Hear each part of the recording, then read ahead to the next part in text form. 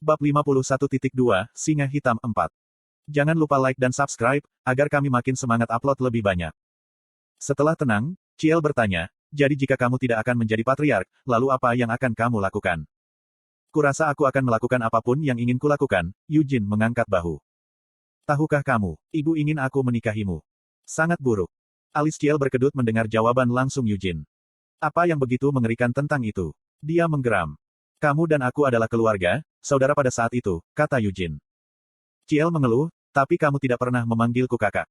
Kami seumuran, jadi menurutmu siapa yang kau sebut adik? Eugene berdebat. Kamu tidak akan mengulangi omong kosong yang sama yang kamu katakan ketika kamu berusia 13 tahun, kan? Tentang bagaimana kamu menjadi kakak perempuan hanya karena kamu lahir beberapa bulan sebelumnya. Petik 2. Aku sudah memberitahumu untuk memanggilku kakak perempuan selama 4 tahun terakhir. Jika Anda telah dipaksa untuk mendengar saya mengatakannya sebanyak ini, tidak bisakah Anda setidaknya berpura-pura membiarkan saya menang sekali saja dan memanggil saya kakak? Petik 2. Mengapa saya harus berpura-pura kalah padahal saya selalu menang? Jika Anda benar-benar ingin mendengar saya memanggil Anda, kakak, mengapa kita tidak memiliki perdebatan untuk itu? Aku tahu kamu telah belajar dengan rajin di bawah Gion dan Patriark, bahkan saat kamu bersembunyi di kamarmu. Jangan mengungkit hal-hal dari masa lalu. Jika seseorang bisa mendengar Anda mengatakan itu, mereka akan mengira itu sudah lama terjadi. Maaf, tapi terakhir kali saya melihat Anda bertingkah seperti Anda terkena kusta karena Anda sedang mengalami pubertas hanya 3 bulan yang lalu. Pubertas biasanya dimulai tiba-tiba dan berhenti tiba-tiba. Begitu juga dengan Cian. Tapi itu tidak terjadi padaku. Itu karena kamu yang aneh, Ciel punuk tanpa menarik kembali bibirnya yang cemberut.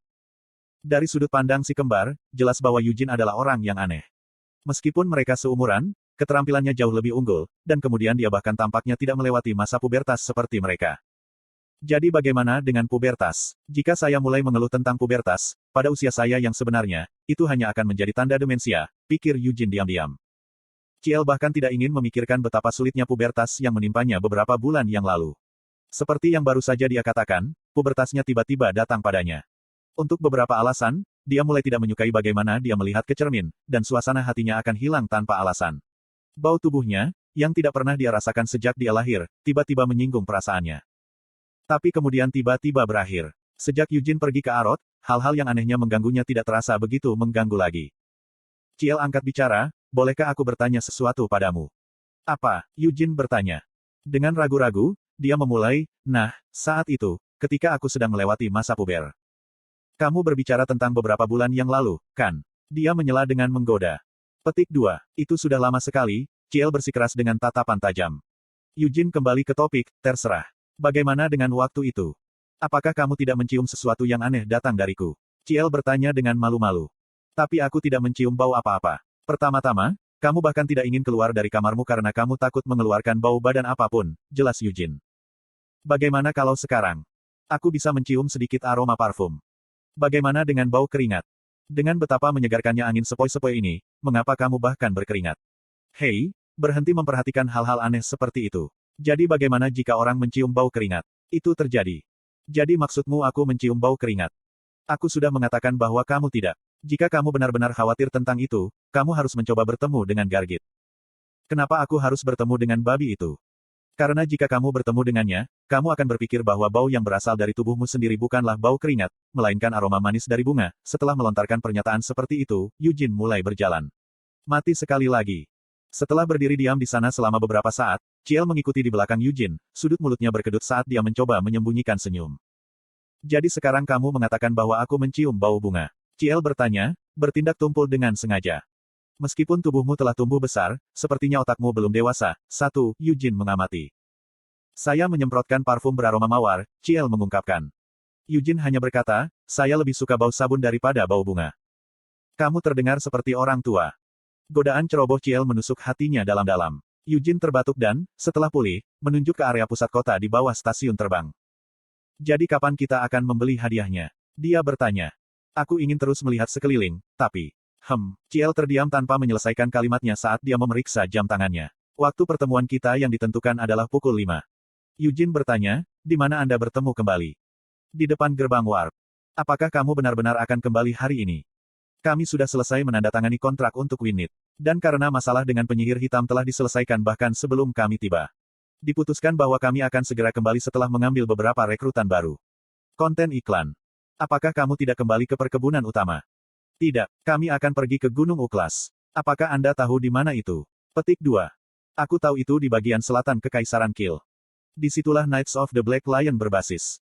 Tapi kamu belum memasuki Knights of the Black Lion dulu, kan? Diputuskan bahwa saya akan mengikuti tes sederhana dari Lady Charmaine. Apakah kamu ingin pergi ke sana bersama? Dia mencoba mengaitkannya untuk melakukan sesuatu tanpa memberinya peringatan apapun mengingatkan Eugene saat mereka berdua berusia 13 tahun. Eugene bertanya, mengapa saya ingin pergi ke sana? Lady Charmaine sebenarnya lebih tertarik padamu daripada dia padaku, Ciel menjelaskan. Tertarik, dalam diriku, mengapa? Mengapa bertanya ketika kamu sudah memberikan penjelasan dengan mulutmu sendiri sebelumnya? Karena kamu sangat berbakat. Tapi meskipun kamu berbakat, kamu tidak bisa menjadi patriark. Bukankah sudah jelas bahwa ksatria singa hitam akan tertarik pada orang sepertimu? Jelas sekali. Sejujurnya, Eugene mau tidak mau merasa tertarik dengan tawaran Ciel. Bagaimanapun, ksatria singa hitam adalah kekuatan terkuat klan hati singa. Dengan menyesal, dia hanya bisa berkata, tolong katakan padanya untuk tidak bertindak berdasarkan minatnya untuk saat ini dan menyimpannya untuk nanti. Kenapa tidak? Tanya Ciel. Saat ini, aku jauh lebih senang belajar sihir. Ada banyak penyihir di Knights of the Black Lion juga. Seperti Fargo, yang datang bersama kita hari ini, dia ada di lingkaran kelima. Tapi putra mahkota Honein, di sana di istana kerajaan, mencapai lingkaran kelima ketika dia baru berusia 23 tahun. Itu hanya karena dia adalah putra mahkota Arot. Ngomong-ngomong, aku tidak akan pergi denganmu sekarang. Bukankah akan lebih membantu menggunakan waktu yang kamu habiskan untuk mempelajari sihir untuk melatih formula api putih? Aku masih berlatih dengan formula api putih bahkan saat aku belajar sihir. Ini adalah kebenaran. Sejak Eugene tiba di Arot, dia tidak melewatkan satu hari pun pelatihan dengan formula api putih. Jika kamu berjanji untuk bertemu jam 5, hanya ada beberapa jam lagi, Eugene mengingatkan Ciel. Apakah kamu tidak perlu memilih hadiah? Ciel menepis kekhawatirannya, jika itu adalah sesuatu yang saya pilih secara pribadi, ibu akan senang dengan apapun itu, jadi tidak apa-apa jika kita meluangkan waktu. Jika itu caramu memainkannya, mengapa datang jauh-jauh ke Arot hanya untuk membeli hadiah untuknya? Kamu sudah mendengarku mengatakannya sebelumnya, jadi mengapa kamu terus bertanya? Ciel terkikik dan berpegangan pada lengan Eugene saat dia dengan manis mengaku, aku di sini karena aku ingin melihatmu. Ini memalukan, jadi lepaskan aku. Eugene berusaha melepaskannya. Memilih hadiah untuk ibuku bahkan tidak akan memakan waktu 30 menit.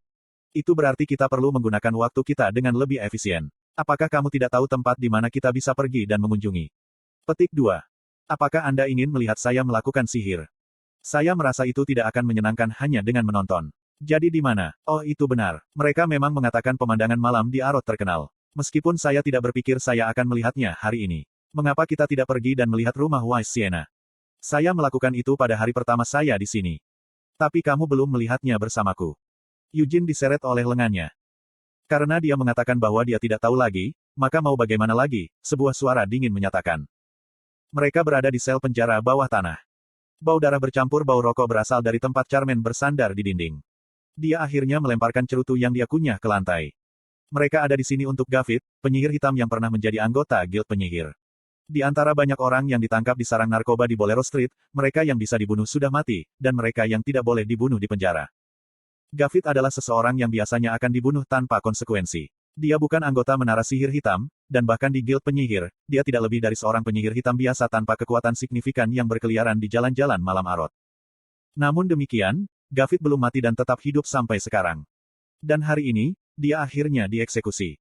Tapi sebelum itu, dia terlebih dahulu disiksa. Charmaine tidak perlu maju ke depan untuk melakukan tugas ini secara pribadi. Naison, komandan divisi ketiga, pandai menggunakan tombak, tetapi dia juga ahli dalam penyiksaan. Sebagian besar ksatria singa hitam hati singa seperti itu. Taring dan cakar mereka tidak hanya pandai menggigit dan mencabik musuh dari depan. Gavit adalah orang yang mengatur kontrak untuk Edward Leonhardt. Dari apa yang dia katakan kepada mereka, keduanya menjadi teman melalui pertemuan di toko Sucubi di Bolero Street. Persahabatan mereka telah dimulai pada awal tahun ini, dan Gavit mengklaim bahwa dia akan selalu bergaul dengan Edward ketika Bolero Street dibuka sebulan sekali. 1. Ini adalah referensi untuk pertemuan pertama mereka ketika Eugene mengkritiknya karena memiliki pandangan dunia yang diwarnai mawar, dan Ciel mengira itu sebagai pujian.